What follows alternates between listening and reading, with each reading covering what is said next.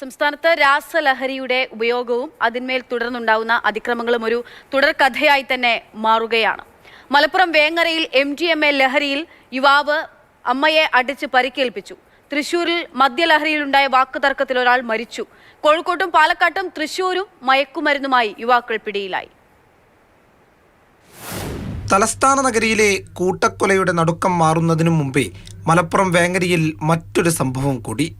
MDMA ലഹരിയിൽ യുവാവ് നടത്തിയ പരാക്രമത്തിന്റെ ദൃശ്യങ്ങളാണ് പുറത്തു വന്നിരിക്കുന്നത്. ഉമ്മയെ മർദ്ദിച്ച് പരിക്കേൽപ്പിച്ചു. മർദ്ദനത്തിൽ പരിക്കേറ്റ മാതാവിന്റെ പല്ലുകൾ പൊഴിഞ്ഞു.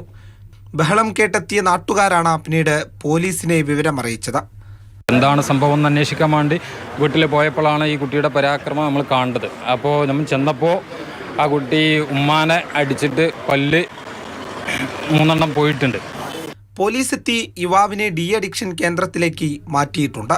തൃശൂരിൽ മദ്യലഹരിയിൽ വാക്കുതർക്കത്തിനിടെ റോഡിൽ തലയിടിച്ച് വീണ കായിക അധ്യാപകൻ മരിച്ചു. പൂങ്കുന്നം ഹരിശ്രീ സ്കൂൾ അധ്യാപകൻ ചക്കാമുക്ക് സ്വദേശി അനിലാണ് മരിച്ചത്. സുഹൃത്ത് ചാലിശ്ശേരി സ്വദേശി രാജരാജനാണ് ഇന്നലെ രാത്രി അനിലിനെ തള്ളിയിട്ടത്.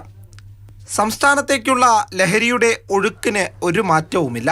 തൃശൂരിൽ 2 കോടിയിലധികം വില വരുന്ന ഹാഷിഷ് ഓയിലുമായി 2 യുവാക്കൾ പിടിയിലായി. ലഹരി ഉപയോഗവുമായി ബന്ധപ്പെട്ട് സംസ്ഥാനത്ത് അക്രമ സംഭവങ്ങൾ ഉൾപ്പെടെ വലിയ തോതിൽ നടക്കുന്ന സാഹചര്യത്തിലാണ് തൃശ്ശൂരിൽ എക്സൈസിൻ്റെ വൻ ലഹരിവേട്ട നടന്നിരിക്കുന്നത്. 2 കിലോയോളം വരുന്ന ഹാഷിഷ് ഓയിലാണ് തൃശ്ശൂർ കണിമംഗലത്ത് നിന്നും തൃശ്ശൂർ എക്സൈസ് സ്പെഷ്യൽ സ്ക്വാഡിൻ്റെ നേതൃത്വത്തിൽ പിടികൂടിയിരിക്കുന്നത്. ഇത് ജില്ലയിലെ തന്നെ ഏറ്റവും വലിയ അടുത്ത കാലത്തൊക്കെ നടന്ന ഏറ്റവും വലിയ ലഹരിവേട്ടയാണ് ഈ നടന്നിരിക്കുന്നത്. കോഴിക്കോട്ടും പാലക്കാട്ടും MDMAയുമായി യുവാക്കൾ പിടിയിലായി. കഴിഞ്ഞ ഒരു വർഷത്തിൽ 26 ലഹരി കടത്ത് കേസുകളും അതുപോലെ തന്നെ 255ഓളം ലഹരി ഉപയോഗ കേസുകളും പട്ടാമ്പി പോലീസ് കണ്ടെത്തുകയും പ്രതികളെ അറസ്റ്റ് ചെയ്യുകയുണ്ടായിട്ടുണ്ട്. മയക്കുമരുന്ന് ലഹരിയിലുണ്ടാകുന്ന പരാക്രമങ്ങൾ തുടർക്കഥയാകുമ്പോൾ നാട് ആശങ്കയിലാണ്.